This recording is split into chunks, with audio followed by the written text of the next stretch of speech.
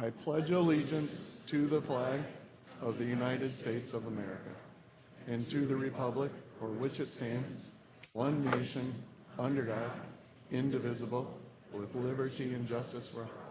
Right. You may be seated.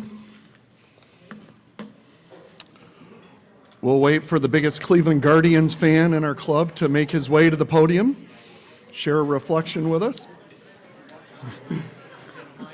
You got the...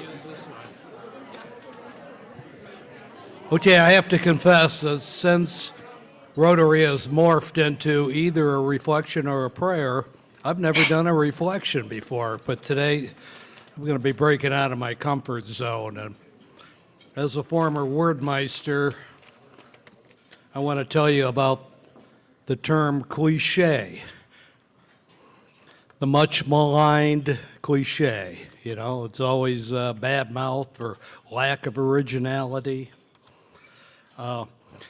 So, as you know, cliche is an expression that was once innovative, but has lost its novelty due to overuse. Okay? Often described as boring, trite, predictable. Cliche stems from the French word stereotype. Okay? And according to the internet, I found this interesting when I looked it up. It's only been used in the English language since about the mid-1850s. I would have thought it'd be around before that. So, actually, it was identified as William Thackeray, the English or the French. No, he was English, in the novel Vanity Fair, when he declared, "What a bore these cliches are." Okay, and then right about that time, a French writer once said, "The first man to compare a woman to a rose was a poet. The second, an imbecile." Okay. Now, in the U.S., cliches became pretty popular during World War II. And part of that is attributed to the lack of original news content. So you may remember some of these. I know, my parents are part of World War II, the generation, and I came along just after it. But I remember them saying, anytime you question going to church or religion in general, they might say, "There are no atheists in foxholes," right? Okay. Another one about that time, "We're not laughing at you, we're laughing with you." Okay. Familiar with that one? Some people are. Common ones. By the way, there's like pages and pages all alphabetized. I mean, I don't know how people can avoid using cliches. I mean, we can't be original forever, can we? Okay? Don't cry over spilled milk. You've heard all these. A lot of cliches are about some aspect of time. The calm before the storm. Time flies like an arrow. And the follow-up, fruit flies like a banana. Not as popular. In the nick of time, only time will tell. And the one that I really didn't like, because it was way overused, probably 15, 20 years ago, "at this point in time." It just sounded like it was a little bit, being pompous. But so I quickly changed to "at this juncture," and now that's overused. Okay, another one related to time. "Time heals all wounds." And of course, the lesser known, "time wounds all heals." That's open to interpretation. Hello. Ugly as sin. I'm going to run over to Fran's. I've got to drop off for Common pills cliche. for next Beauty week. is Jim only is skin at the deep. Rotary meeting. Or, of course, the less popular follow-up. Yeah, but Okay. ugly runs clear through to the And bone. I'll be back probably in a half hour and finish tidying Here's up a little one bit. that really struck home when I was a young person, and my grandmother taught me. I made some reason Well, I was And Jim and young. I are was leaving at 1. well over Julia 60 should be years back ago, so I way was before that, really okay? a baby. Yeah. And I made fun of somebody. So we the get way the they car there looked or too, whatever, and then time to And she walk taught into me, the, and this stuck with me all these years. yeah, Beauty because I is think our only flight's skin around deep. 3:30. So. No, I'm sorry, that's not the one. All righty, He told thank me, you. I'll see. "There but for the I'll be grace of back God late go I," Monday. which is another popular one during the, right after World War II. There but for the grace of God go I. Taught me a lesson I never forgot. And now as the political season comes up, it's coming to fore, seems like it never goes away, does it? We're going to be hearing more cliches and slogans and all sorts of crazy stuff. And so if you appreciate the power of words, you might want to pay attention. But cliche associated with politics, absolute power corrupts absolutely. And I've always noticed that when a politician begins with the phrase, "Let me be clear," we almost always know that it's much less about clarity than it is about the importance of their viewpoint. Okay, another one that's been around a I little know. while that I'm kind of tired of. This is a game changer. Okay? What does that mean? Okay. Well, because they are so familiar, we All right, I'll- should be aware. This is the point of my reflection. What got what? We should be Outside, you aware mean? of some of the positive aspects of cliches. Yeah. Most prominent is their ability to provide instant understanding. Right, Use them right. sparingly, but don't automatically discount the value of the Right, then we'd cliche. have to worry about that.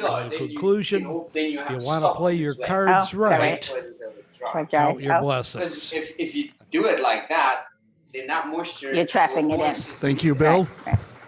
Especially. That reminds me of two Rotary cliches that have come to mind, and All right. I've just Glad you know all kind of these taken to things. heart over the years. When a Rotarian They says make this is going to be sense. quick, and a new one that says be wary Yeah, of the sure. Rotarian with a sheet of paper with writing on two sides.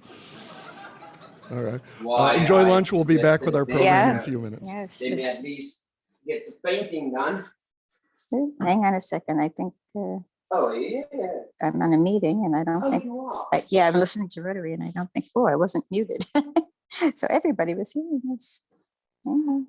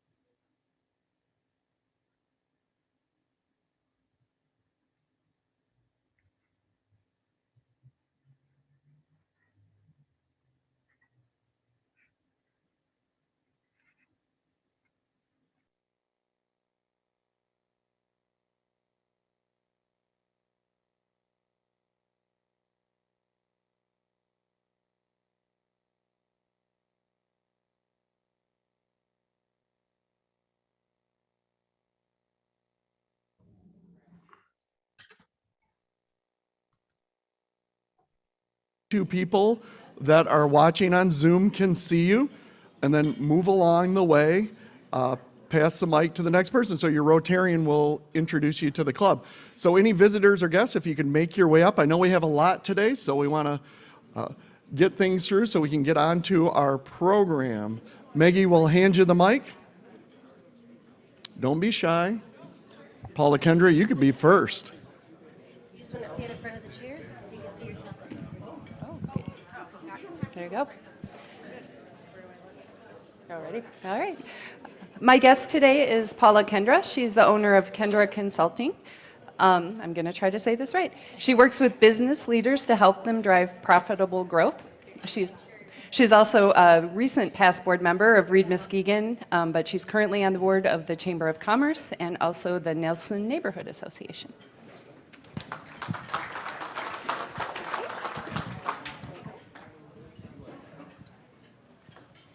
Good afternoon, everybody. Mark Eisenbarth. I have Stefan Vanderwater here. He works right down the road. Most of you guys probably know him at the Waterstone Insurance. So welcome. He's an excellent racquetball player too. So you want to learn how to play racquetball, he'll beat you.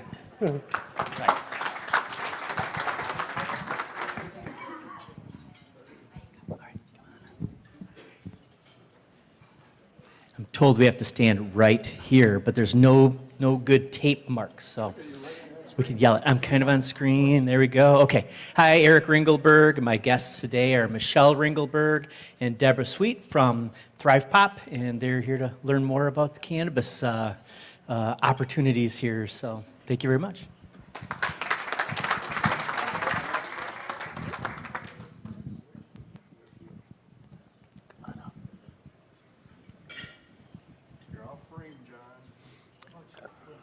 All right, the other way, sorry. There we go.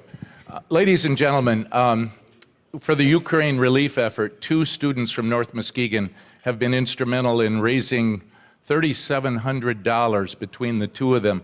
To my right, graduating senior Trevor Bell, interactor for 6 years, went to Famous Recipe as employer, and to another Famous Recipe branch in Grand Rapids, $1,200 from his request. To Trevor, and he's going to Ferris, and he's in the Muskegon Promise, and we're going to see more of him, I hope, in the next couple. He's a legendary member of his club. Grace Sheeler is a 7th grader in our Interact class at North Muskegon. She came up with an idea for a bracelet to recruit and promote helping Ukraine. She's heading toward a $2,500 total by getting these sold to her friends and family and Facebook. So this lady is amazing. She speaks fluent French, and she's in 7th grade. I'm impressed with these 2, aren't you? All right.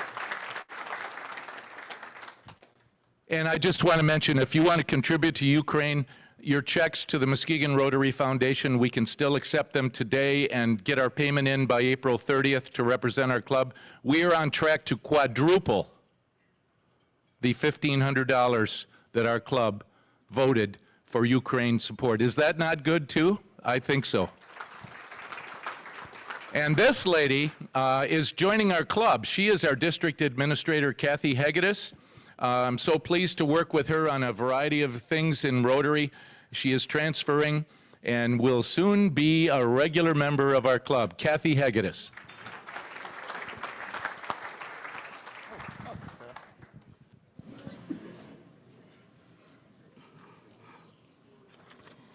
All right, on to our program. Chris Colley will be moderating our panel discussion today. Chris?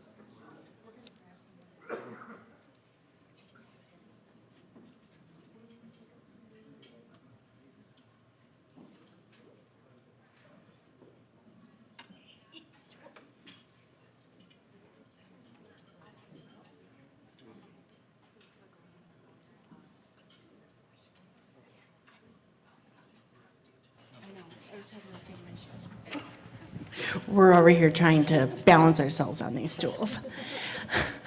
You didn't know that that would be the issue of the day. Hello, everyone. Chris Colley. For those of you who do not know me, I am Executive Director for Age Well Services here in West Michigan, and I am a proud member of the Program Committee. With me today is going to be an excellent program about the economic impact that the cannabis industry is making here in the West Michigan area. And with me, I have 2 experts in the field. Bree Lynn is with us from Timber Dispensary, and we've got Russell from Muskegon. So we're going to have them introduce themselves, and they've also brought some guests with them. Bree Lynn, why don't you start? Great. Well, my name is Breland Woodrick. I'm the Sales and Operation Director for Timber Cannabis here in Muskegon. I've been in the industry for a full year now, and I have a guest here, Jeff Businski. You can raise your hand if you'd like. He's our Director of Retail. My name's Russ Galemba. I'm currently the Director of Cultivation at Muskegon, as well as the head of our Research and Science Division. I've been in the industry for the better part of a decade now. I have 4 guests here today, 2 of them in which my partner, and 2 of them which are a huge part of our operation as well. Dave Frazier, Russ Galemba, Teresa, and Summer. Welcome to all of you. Thank you for being with us today. Just to regret that a new standard sends their their well wishes that they were not able to be here today. They had a family emergency and a shortage in the dispensary today. So as we all struggle with direct worker shortages, so do they, right? So we thought that we would kind of start this and talk a little bit about what you see, what you hear when you walk into a dispensary, because I know probably a lot of you have been in one. Some of you have not. So what do you expect when you walk in the door? So Breland, tell me, when I walk into a dispensary, what should I expect to see and do? Well, first off, I'd like to say when you walk in dispensary, there's no pressure whatsoever. You don't need to know a thing about cannabis to walk in dispensary. You're going to be greeted by a friendly face at reception where we're going to ask for a valid ID. We do need to make a profile, which is a law, a regulation by the MRA, so we can track your previous purchases. After that, you're going to be greeted by a friendly bud tender, which will go in a little bit detail on what a bud tender does, and they're going to guide you through the process at a dispensary. They're going to ask you discovery questions on what type of effects you're looking for, how are you wanting to consume the products. We have lots of different ways you consume products. And the majority of the time when you walk into a provisionary center, they're divided into 8 different parts, which is flower, the bud, which is actually the most popular form of use in cannabis, edibles, vapes, concentrates, tinctures, topicals, CBDs, and then, of course, your accessories, your smoking accessories. Once they kind of ask all those discovery questions for you, they'll recommend the right products for you that will hopefully help any ailments or any effects that you're trying to have. And it's pretty simple. They ring you out afterwards, and you get to enjoy your merry day. Merry it is, right? What is a bud tender? A bud tender is a profession, and their profession is to educate and guide patients and adults in a cannabis retail location. They are not there to give medical advice, but just to give, kind of guide you to the right products, because we do know that there are great benefits to cannabis, but we are not a pharmacy at the end of the day. Absolutely. Let's talk a little bit about the difference in medical versus recreational. How do they differ in rehabilitative qualities, and are they accessed and regulated differently, Russell? They're regulated a little bit differently from the compliance side of things. All product goes through a barrier to entry point before it's able to end up in a place at like Timber, the dispensary, so say. You have to go through a 6-point compliance test, including microbials, which they actually sample for aspergillus, salmonella, total yeast and mold, and gram-tolerant bacteria. It goes through a metals test where they're sampling for mercury, lead, cadmium, arsenic, nickel, and copper, and they do a moisture content analysis as well as a pesticide analysis. And then obviously cannabinoids, which would be the compounds in the cannabis that give you the different effects. That kind of segues into the difference in the medical and recreational attributes of specific products that are offered at a dispensary. A medical geared product would be something that is offering different cannabinoids in different consortia forms and in different ratios to provide a different effect to the user. So if you came into a place, a dispensary or somewhere where product was being dispensed on the medical side, you could say, hey, I'm looking for something that's going to help me sleep. I'm looking for something that's going to help with, appetite. I'm looking for something that's going to help with inflammation. They can make a recommendation towards a product that is specifically on the medical side that has went through a little bit stricter set of testing parameters, as well as has a more proportional blend to target specific things you're looking to hopefully and help relieve through the use of cannabis. So the COA testing, the certificate of analysis, is a huge thing for recreational and medical. The threshold on medical is about 10 times higher on CFU than recreational, which would be colony-forming units on microbial, and then obviously the proportionate blends of cannabinoids offered from the different types of products on the recreational and medical side. Y'all didn't know that, did you? I'm still keeping up here. Yes. But amazing to think about the difference of the two, right? And how they can be beneficial, especially to individuals who need that access to therapeutic. Yeah, absolutely. And the endocannabinoid system is something that it's just miraculous, right? It's evolved into us as Homo sapiens, and it's amazing that through the means and use of cannabis, there's these already CB1 and CB2 receptors that exist that are waiting for these compounds that cannabis is willing to create to land on them and help with therapeutic properties that you wouldn't be able to achieve through other means. And it's honestly a beautiful thing. So. Awesome. So aside from those types of benefits, difference in regulations, obviously there's a huge economic impact and a boom that is happening, not just here, but all over the place. Breland, what do you know, we had a recent study come out on MLive that especially talked about local, but we know that 1.1 billion in recreational sales were in 2021. And the recreational taxes generated 871 million in fiscal years 2021, 55% up from 2019. What else do you know? So what we know is what's impacted Muskegon in particular, which is great because we want to know what's impacting our community. In Muskegon County, there are 12 retailers, and they received $677,000 from the tax revenue and excise tax of 2021. The city of Muskegon received $451,000. Muskegon Township, which has 3 retailers, received $169,000, and then Muskegon Heights has 1 retailer, which has $56,000. And that money, I don't mean to skip ahead, but that money really goes towards great things in the community. Everything, they have the overlay district, kind of enhancing the blight area, which is really imperative towards kind of Muskegon in general. Also, there's microloans that were granted for application fees and architectural drawings.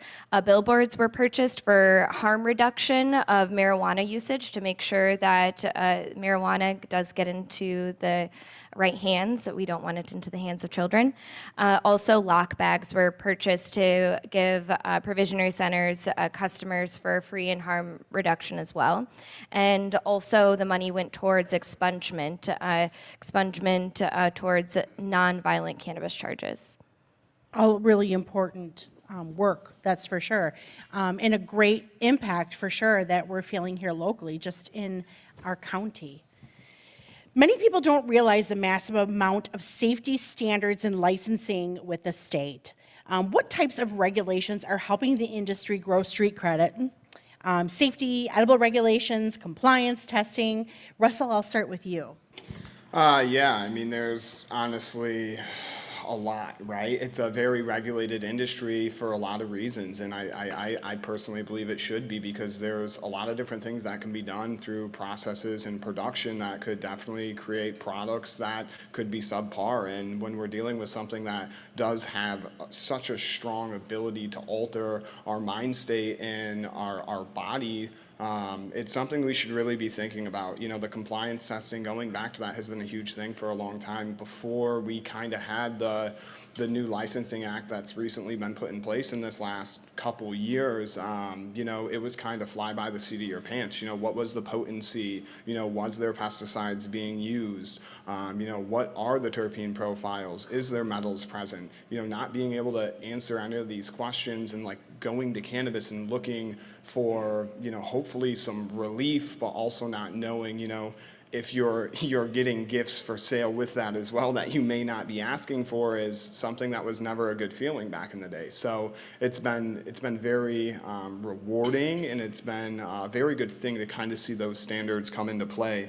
The recall capabilities on the state level has been huge too. I've heard a lot of people recently not be happy with some of those taking place the way that they have, but the old mentality of the wild west in cannabis when it comes to consumer safety and consumer health is something that honestly, it just needs to go away. And I condone the state on doing what they've done to make sure that now currently is the case. Certifications has been a big thing too. Now that we're out of the gray area as an industry and into the white, We're able to get ISO certifications, we're able to get CMGP certifications, we're able to have qualitative and quantitative validations and vectors and audit performas that make sure that we're doing our job, because really that's what we should be focused on, is hopefully providing a product that everyone can safely consume and benefit from.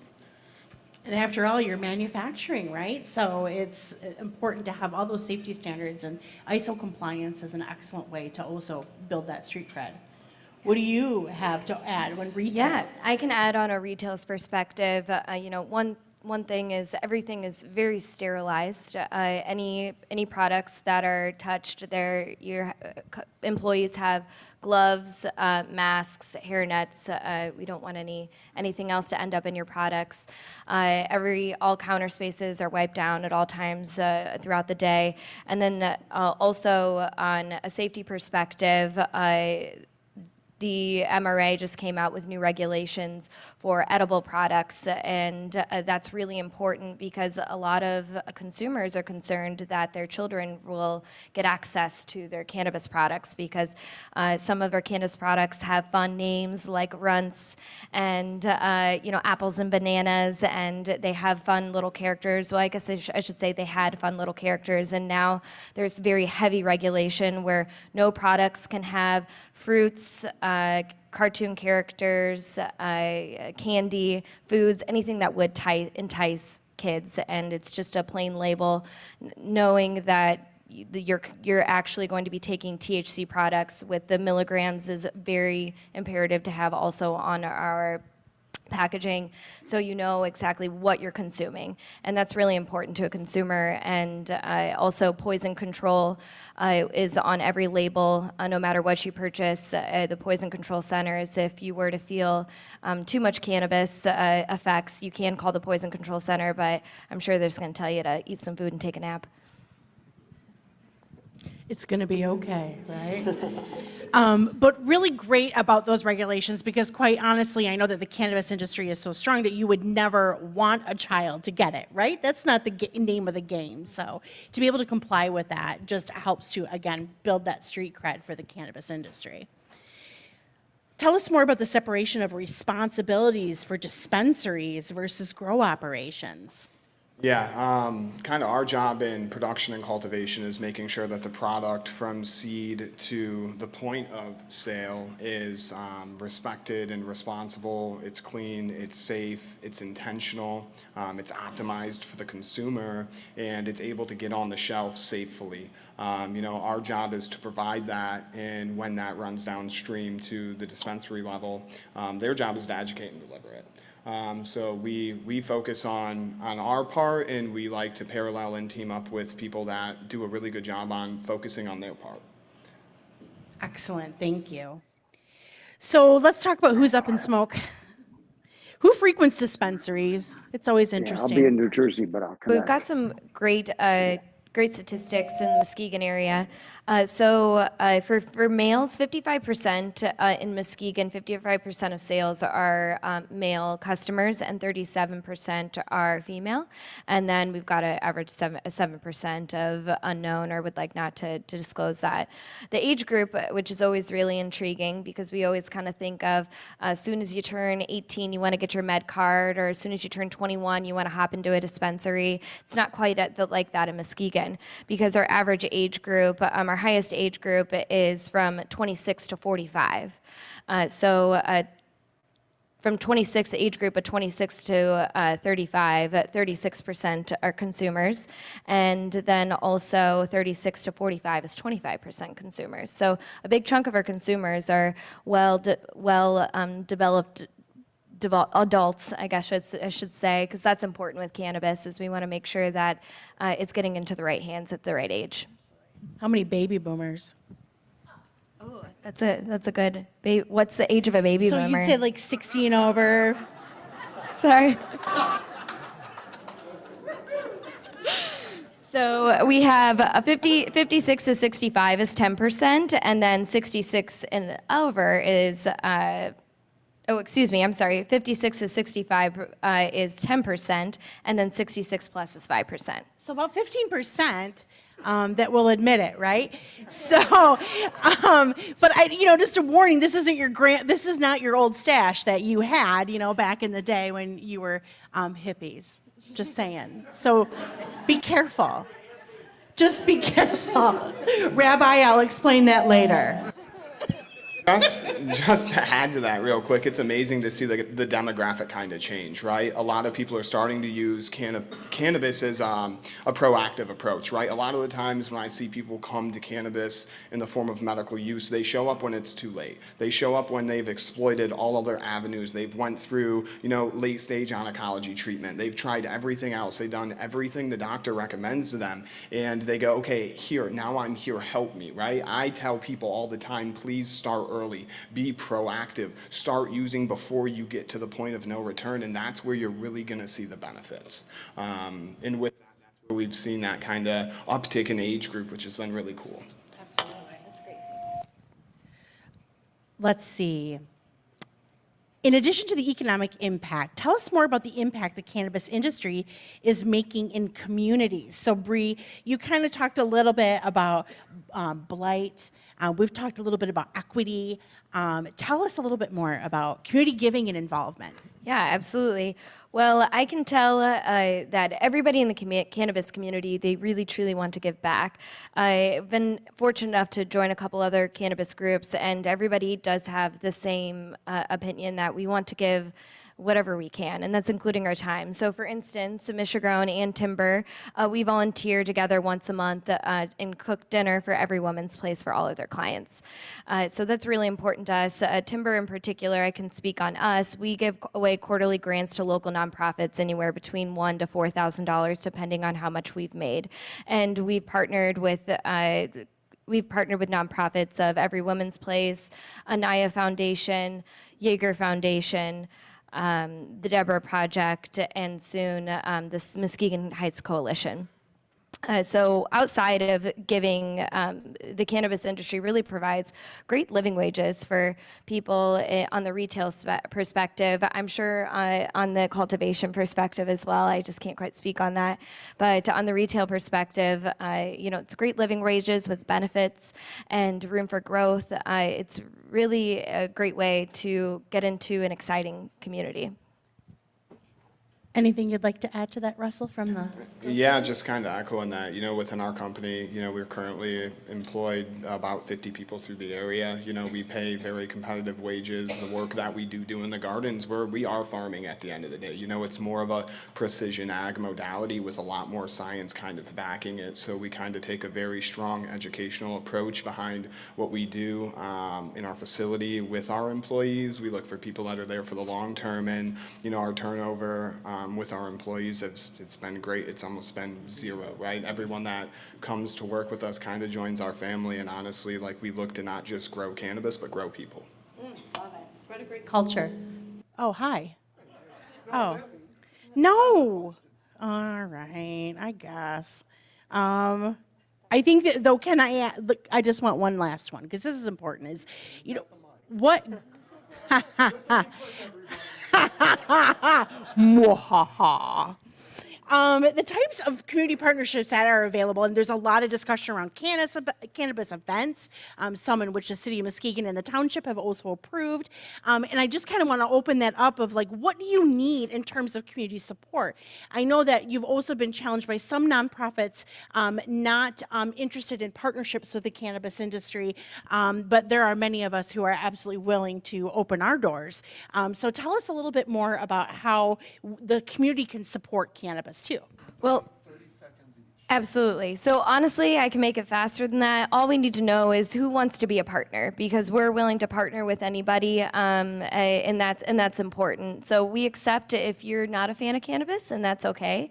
But we just want to know what organizations are willing to partner with us. And that's about where we stand on the subject as well, too. We're willing to work with people and want to work with people that want to work with us. Somebody ask about advocacy at the federal and state level, please. We do have time for questions. Maggie has the mic and she'll bring it around. So I think Rich and Jamie and Dave. I'll pass it over to Dave after I'm done. But so It's still a federal class 1 drug, right? But we're seeing a lot of legislation at the federal level to legalize it. And I think that does a lot, from what I understand, to allow for credit. Because right now it's mostly a cash business, right? And that limits growth. What is the outlook on that from the cannabis industry perspective? Is there anything, of all the bills out there, is there something in particular that's most attractive to the industry? That one. The Safe Banking Act is kind of currently what's been in the legislation. There's been a lot of them that have went to the House to die, let's say. There's new ones coming. There's new ones coming out literally on a biweekly basis, right? And there's a lot of different people involved in a lot of different bills for different reasons, right? And a lot of the ones I see that are probably and potentially and hopefully going to be successful are ones that currently haven't been formed, just because the way that this legislation and legislature gets written is kind of grouped into a set of bills that's kind of passed as a package. And some of the other things in those bills tend to get shot down, and it does affect some of the other things that are also included that are very important for our industry.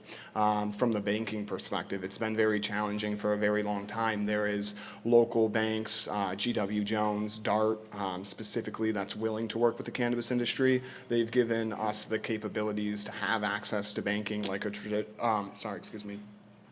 traditional business, but there is definitely limitations in place, and it makes it extremely challenging, especially to scale and grow our business. You know, our access to loans, our access to lending in general is just almost non-existent. So. May I do one more? Oh, go ahead, Dave. How much is too much? Talk about oversaturation of the market in Muskegon County.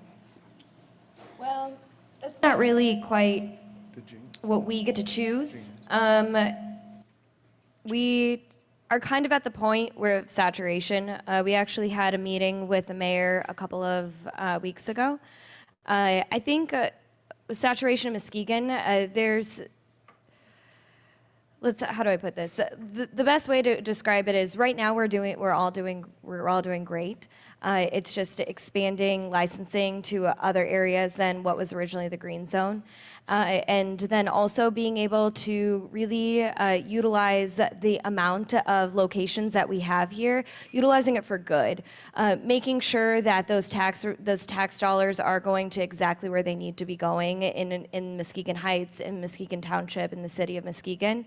And then also at the end of the day, being able to hold different types of events to bring in tourism to Muskegon. We've seen lots of other cities that have great success with tourism, and that brings in lots of other dollars into the city. Okay, Jane, last question. Yes, you spoke a lot about the science of growing the aggregate science. What are your personal experiences in education that qualify you for this, and what about your staff? So from the cultivation perspective, I've been involved in horticulture, specifically biodynamic horticulture, for the better part of 10 years. I have a background in agronomy. As far as the actual scientific research side of cannabis goes, right now we have finally been given the ability to actually open up and work with colleges. We're working with Michigan State University and Cambium Analytical, who is also working with Northern Michigan University up in Marquette to start producing and putting out white papers in regards to a lot of these theories, which a lot of them are still absolutely theories right now, that we are trying to put proof of concept behind, as well as validity through true scientific prowess. And that is a long process. A lot of the drugs that come on the market, a lot of the things that come out that are regulated like cannabis is, they take 5-10 years. Whole plant therapeutics and just holistic medicine has been around for a very long time, and a lot of the properties that cannabis has, specifically terpenes, flavonoids, carotenoids, metabolites, nature does not recreate itself. So when you have a terpenoline terpene, or you have a lilanu, and it's something that's used in aromatherapy or other products that does have research research already proven behind it, knowing that it's carried in cannabis and then is actually partaking in what's called the entourage effect while consuming, it does prove true to its nature. Clinical research is something that's going to start going on in cannabis as soon as we're able and capable of passing it on the federal level. I do believe we are still a couple years out from that, and that's something that, I hope as a community and as a culture and as a country we can work towards, because honestly I think we have nothing but things to gain, and really at this point nothing to lose. All right, thank you very much. Let's have another round of applause for our presenters. Wonderful presentation and fantastic facilitation, Chris. For presenting today, our club will make a donation to community economic development on your behalf. And once again, let's just give one more round of applause.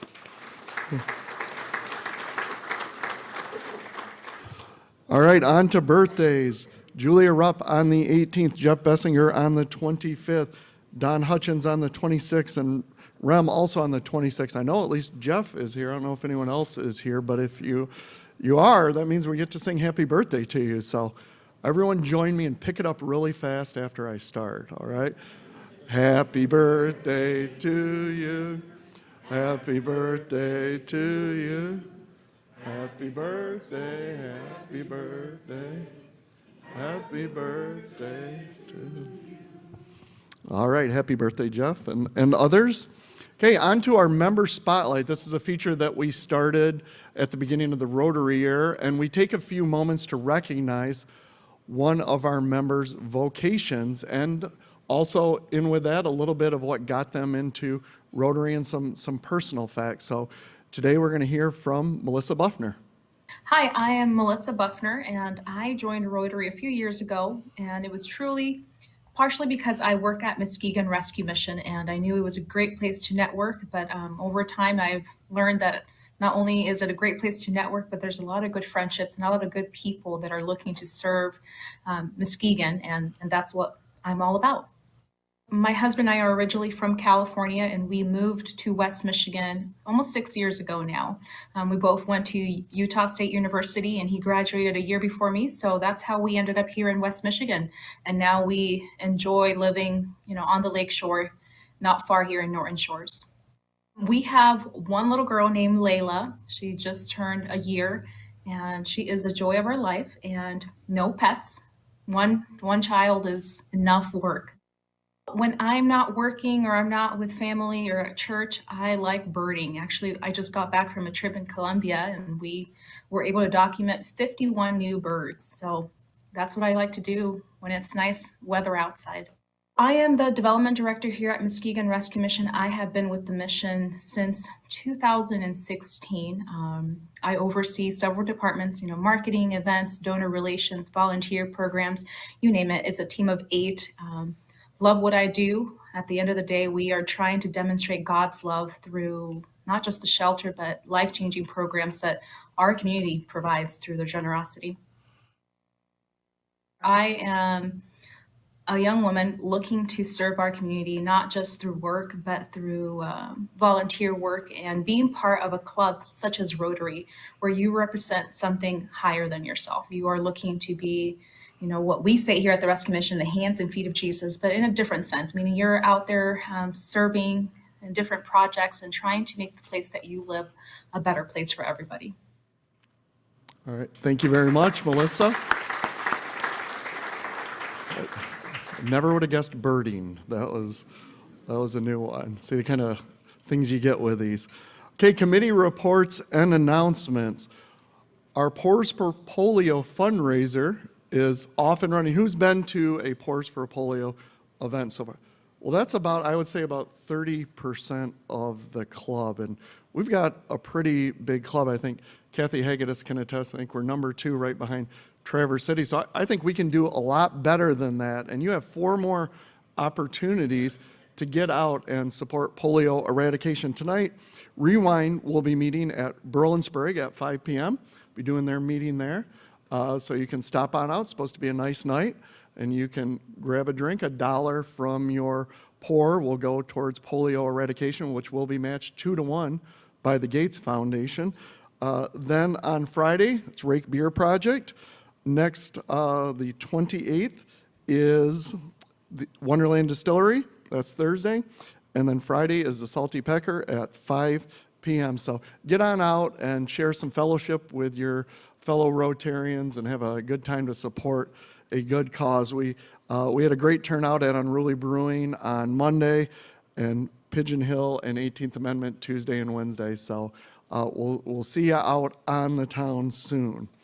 Okay, Seaway Run Committee. Seaway Run Committee met today before our meeting, and we are doing really well with sponsorships. We have already set a record for sponsorships, well over $50,000 from the community supporting the race. Now we're looking for volunteers, so you're going to be hearing a lot about volunteers for the next 2 months leading up to the race. I think Marjorie said we have 8 people signed up towards our goal of 100. So that includes volunteers to help race day, walkers and runners. And I know we got more people that are going to come out and do the Seaway Run. So there's sign-up sheets on your table if you're interested in participating in the Seaway Run. And this is, as of now, our largest fundraiser. So anywhere from $20,000 to $30,000 will be donated back into the Muskegon community because of our involvement. All right, this is our second to last meeting. I was trying to get my week straight. That we'll be meeting at the Delta on the 5th. Cinco de Mayo will be back at the Lake House. So one more week here at the Delta, then the Lake House.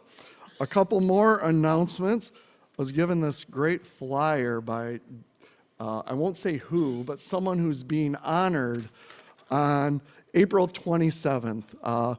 Jeff Lewis and Frank Peterson having a send-off for them. They're both on to new chapters in their lives and their careers. It'll be at the 27th at the Fricano Event Center from 5 to 8 if you want to come out and tell them congratulations and good job. And I just want to take a moment to thank Chief Lewis for his 10 years of service to Muskegon.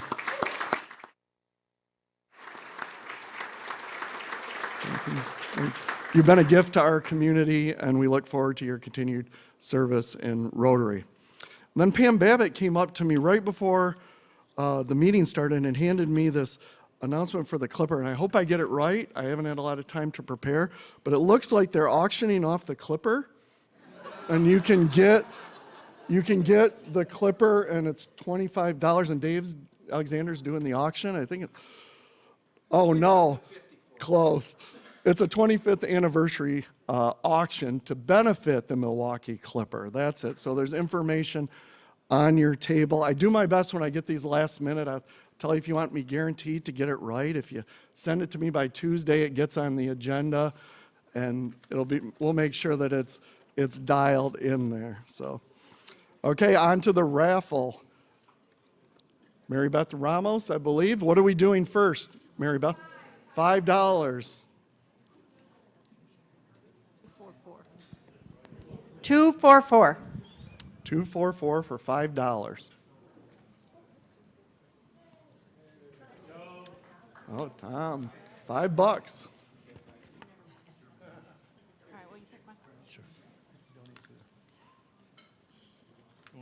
Have my number again? 220. 220. The 10. Bill Loxterman. You're welcome. Our brief reflector. No, I trust you. Glad you appreciate my jokes. This one. Can you read it? Hold on. I gotta put my glasses. Sorry. 253. 253. For This 20. one 20? Oh, Aw, Jeff Lewis. what a nice This is your special day.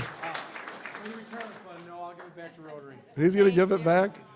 Oh, Okay. I'd totally Oh, have we kept got it. $25 back, so thank Wow. you very much. Well, thank you very much. All right, that brings us to the conclusion of our meeting. Want to thank, let me get my big list here. David, Summer, Teresa, Deborah, Kathy, Trevor, Terry, Grace, Paula, Michelle, Brittany, Jeff, Chris. Thank you for a great presentation today. And I am very happy to report that anyone who wants to make it to see Miggy try to get his 3,000th hit, like our intrepid rim reporter Roger Morgenstern, you'll have plenty of time to make the game because we are adjourned. Oh, wait. I did this once before. We got to do the four-way test. I got excited about Miguel Cabrera. I'm sorry. Well, the past presidents are like, oh, never did that. Okay. Of the things we think, say, and do, is it the truth? Is it fair to all concerned? Will it build goodwill and better friendships? Will it be beneficial to all concerned? All right. Now we're really adjourned.